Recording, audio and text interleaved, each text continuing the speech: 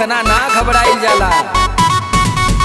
इतना डेराई रुपया कोई से कमाइबे गोरी, झुमका झुलनिया तोहे कहाँ से गढ़इबे गोरी।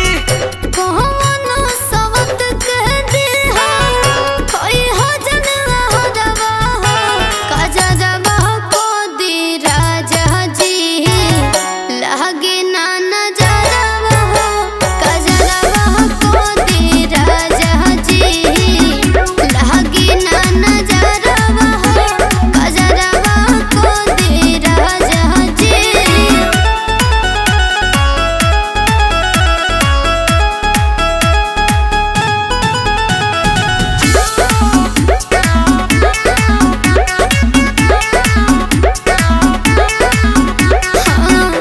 पहाड़ लौरी कहिया खेल खाए के समैया रामा, बैरी रुपैया बनल बड़े निरदैया रामा।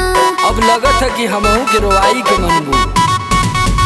अभी ऐसे धरबू ऐसे पागली के भेसवाए गोरी, कैसे के लागी हमारो मनवा पर देसवाए गोरी। जाए के बड़े समान दूर डहरवा हो, काजरवा को दी राजा जी लगे ना नजरवा हो, काजरवा को दी राजा जी लगे ना नजरवा हो, काजरवा को दी राजा जी।